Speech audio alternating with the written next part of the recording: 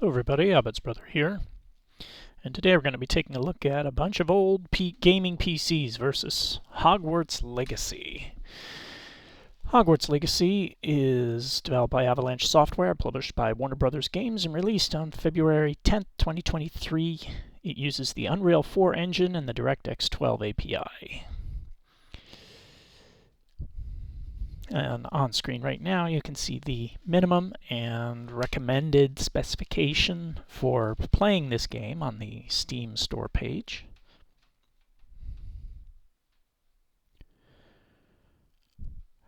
Today we're going to be testing it on Endeavour OS, and our first up we're going to be taking a look at the performance on an A10 7870K paired with a Firepro W5100 GPU. And the reason I'm using the W5100 instead of an R7 260X is the W5100 has 4 GB of VRAM. That does sort of matter here while trying to maintain as smooth a frame rate as possible, because Hogwarts Legacy really does need at 4 GB minimum, I would say, or over 3 at any rate. For this particular system, this was more about the lulls than anything else. You can see here we're at 1080p low with FSR3 at ultra performance, which is basically 360p. And visually, it doesn't look very good, and it does not perform very well at all. Now, this was not really a surprise to me. Like I said, this was mainly to see what it would do. I'm surprised it even launched, to be honest.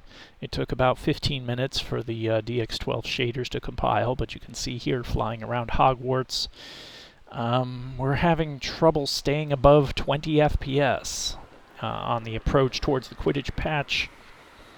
The Quidditch Stadium, it was definitely having issues loading in the world, and now here we're flying towards the main hall.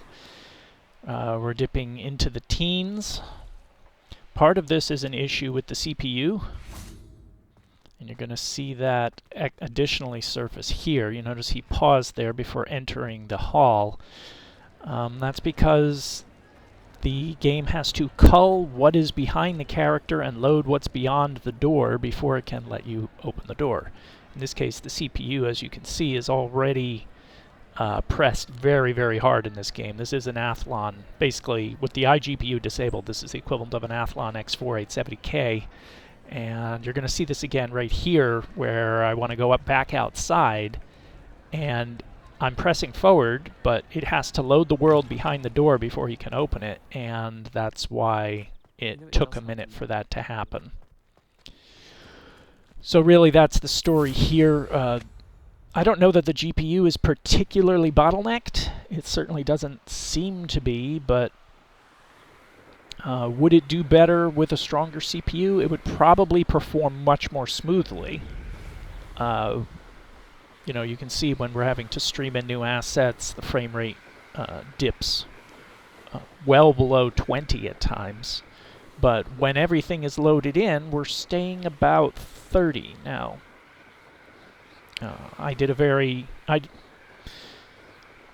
video with this system running Assassin's Creed Mirage, which is obviously a different engine and a completely different game, but there the situation was 1080p low, FSR ultra performance. We were getting about 30 FPS, so if the CPU is able to handle the world 360p, oh, here the textures took a bit to load in. Again, I think that's a CPU issue, not a GPU issue, because you can see the VRAM is not maxed out. And here, running through Hogsmeade, again, we're having to stream in tons of new assets. And stopping right here in front of the 3 broomsticks, you can see panning the camera, the frame rate drops, but if I hold the camera still, we're up over 30. So it's definitely an issue with streaming in new assets, and I'm 100% sure this is a CPU issue. Athlon X4 870K, A10 7870K, it is just completely overwhelmed in this particular situation. I wouldn't even use this in a pinch. This is really not playable to me. Up next, we're moving to something with a little more horsepower, an FX-8320e and a Radeon R9 290. And this time we're running at 1080p FSR quality, so that is the equivalent of 720p at the low preset. And starting out with the flight towards the Quidditch Stadium, you can see right away there's an immediate change to the frame rate. We're a lot more stable. We're dipping under 40, but we're staying over 30 at all times. So that's a massive improvement to what was a much weaker system. This is playable to me. I think I could play the game like this. It doesn't even look that bad. FSR 3's upscaler is the same as FSR 2.1's, I believe. The difference is FSR 3 does have frame gen as an option. But that's not going to change the response time. It's actually going to make it worse if you turn frame gen on. So, and we dipped to 30. But you notice we're not having nearly as much trouble loading in the world. That's because even though the FX-8320e is a lot slower CPU than competing Intel chips of the time, it is still a very fast CPU compared to an Athlon X4. And the 290's handling the load pretty well here. Again, I'm not seeing any particular signs of bottlenecking. The Linux task scheduler for the FX-8320e is a lot better than the one on Windows, so it doesn't... we still have to wait here at the door a little bit. It's not too bad, though. It doesn't... Linux does not suddenly make the FX-8320e the equivalent of an Haswell i7 that it competed with, but it is... it does make it a much better, more performant CPU. And flying around the world here, you can see the mountain in the background just popped in. We're not getting anywhere near the level of frame drop we were having with loading in new world assets, so those 8 cores definitely working well. But as you can see, with CPU utilization sometimes going into the 70s here. Let's see what it does when we get to run into Hogsmeade. I'm trying to see if we can actually manage a 6-core FX with this, and I think we could, at least with this setup. Because we're really not hitting 75, oh, they're 78, so we are, a 6-core FX chip would be just about maxed out here. The 8-core definitely gives us a little bit more overhead. And panning, the frame rate does reduce, but again, it stays over 30 pretty much the entire time. I think it goes under once. I think one time it goes to 29 FPS, but that was just once. But overall, for a system as old as this is, the R9 290 is a really old GPU, FX-8320e, really old CPU. I'm pretty impressed with this. I think this is a good result. Moving on to an i7-4790 and the evergreen GTX 1060 6GB. Now here, this is going to be an interesting challenge. We're at the same settings, 1080p low, FSR 3 quality, but we do have to deal with Nvidia's famous issue with their Linux driver, which is GPU overhead. So here we are on the flight towards the Quidditch Stadium, and we're definitely getting more frames than the R9 290, but the difference isn't as great as I thought. The 290, we're about 10 more frames than the R9 290. I honestly expected better from the 1060 6GB, and that's got to be down to Nvidia's driver. We just dipped to 36.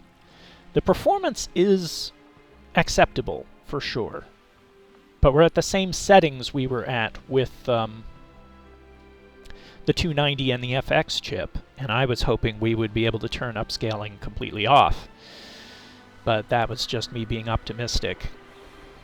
And we are running Nvidia's 580 driver, so this does have a lot of the fixes in it that Nvidia has been working on lately. And the i7-4790, definitely a better CPU than the FX chip for sure. You know, going into the hall, the door opens immediately. That means the environment behind was culled and the new environment was loaded very, very quickly. So 4790 is working hard. I saw 70% a second ago. Looks like we're spending most of our time in the 50s to 60s. This game, Hogwarts Legacy, is definitely quite a heavy load to run. I'll tell you one thing that I'm surprised about is that Nvidia does not seem to be quite as efficient with VRAM. The 290 was using about 3.3 gigs of VRAM, and the 1060 is using about 3.8, so that's quite surprising to me. Nvidia on Windows is famous for being more optimized with their VRAM usage, but it seems that's reversed on Linux. But flying around high above the world, we're looking at mid-40s to low 50s. And I'm still seeing some bottlenecking on the GPU. The utilization does dip from time to time. But let's see what we get when we run into Hogsmeade. This is a single fan GTX 1066 GB. That's why it's running so hot. I've repasted it a few times and it still heats right up to the upper 70s without even blinking. So now that we're in Hogsmeade, frame rate is dipping down into the low 40s to low 50s. I don't know why, but I definitely did expect more from the 1060 in this. This seems like it's not living up to... Definitely, it's behind what it would do on Windows, even without doing a direct comparison. I've used one of these 1066 GB for a while, and this is definitely feels like it's underperforming. But I mean, that's kind of the story of Nvidia on Linux. You're just not going to get the performance you got on Windows. But this is perfectly playable, in my opinion. So our fourth system is an i7-5930K X99 chip paired with a GTX 980. And again, we're going to be running 1080p low with FSR quality because we still haven't hit a system that can hit and hold 60 FPS most of the time. But with the GTX 980, we're immediately seeing, this is where we see the first big improvement here. We're staying over 50 FPS most of the time here. Still at the same quality setting as the R9 290 and the GTX 1060 in this test. So, again, I'd hoped to turn off upscaling, but that just didn't work out. But here, frame rate is a lot more stable. We're hovering in the low to mid 50s for most of this on the run up to the Quidditch Stadium. And I think if you had a 980 Ti, which performs significantly better than the 90, or a Titan, I think you would be holding 60 FPS at these settings. But the 980 is a lot cheaper than either of those, so it's definitely a better bargain on the used market.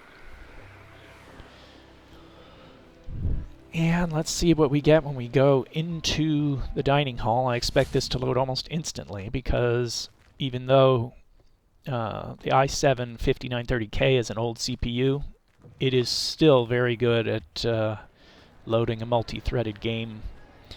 And it does have 12 threads to work with. Yeah, we sometimes get that little stutter right there on the podium. No, I expect this to load. This is very good. The 980, I definitely I would play this game like this for sure. The 290 was easily the most shocking. The 1060 was kind of disappointing. The 980, I feel like, has a lot more of the performance I was expecting from the 1060. It's just unfortunate. Nvidia's driver is still not optimized for Vulkan on Linux the way it should be. Certainly not on the level of Radeon's driver.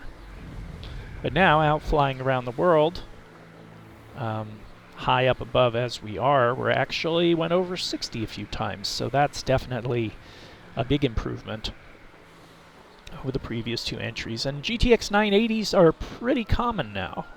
Only 4 gigabytes of VRAM, but I mean, that seems to be workable in this game, in Hogwarts Legacy. The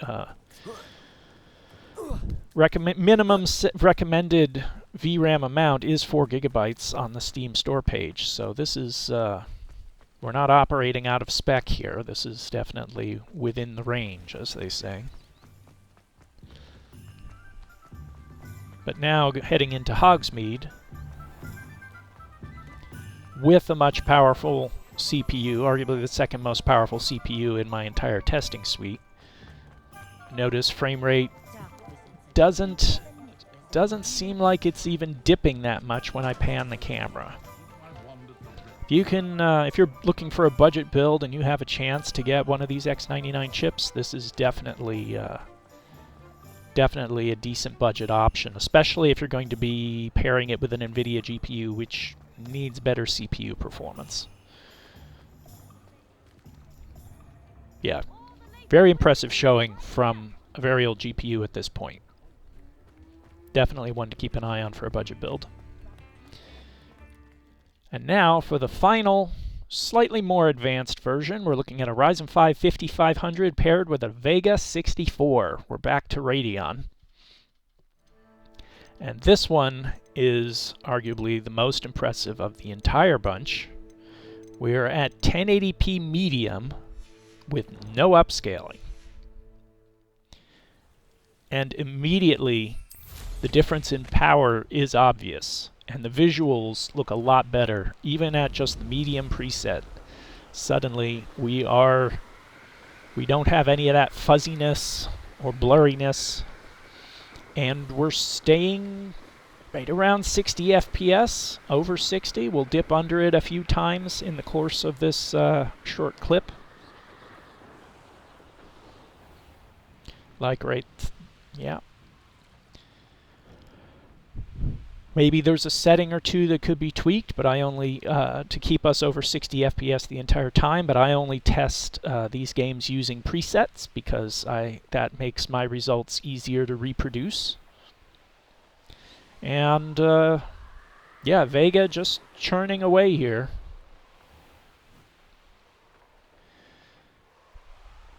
Definitely a nice bargain if you can find a Vega for, at the current market prices, around $80.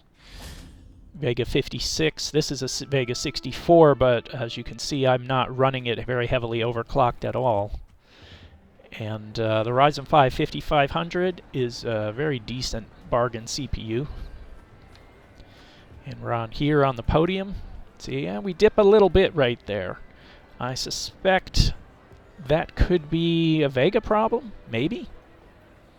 Vega's Windows drivers had issues with optimization and utilization. You know, like Vega had the resources, the processing resources available, but because of the structure of the render pipeline, it wasn't always able to use all of them.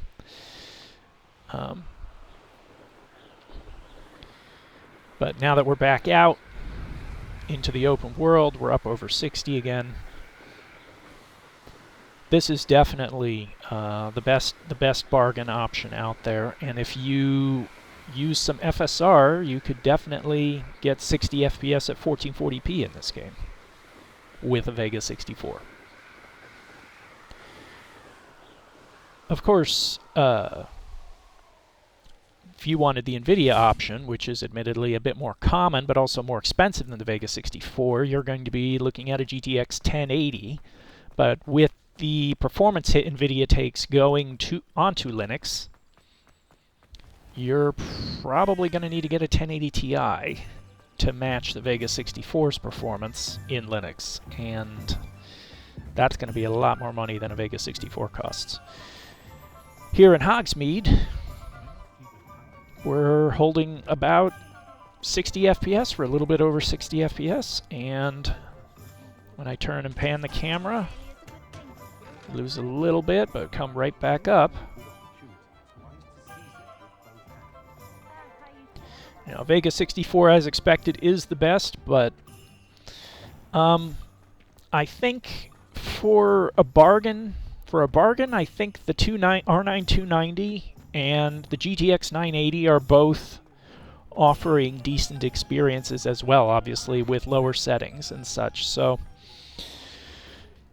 something to consider if throwing together a cheap build and you just want to play Hogwarts Legacy. Vega 64, as expected, is offering the best performance, but the only one that was really not playable was the A10 7870K with the Firepro W5100, but that was expected. So yeah, at this point in its release, Hogwarts Legacy is pretty well optimized to run on such low and or old hardware, and it runs pretty well on Linux. So yeah, that's it. Hope this video was useful to you. If it was, please give it a thumbs up, and thanks for watching.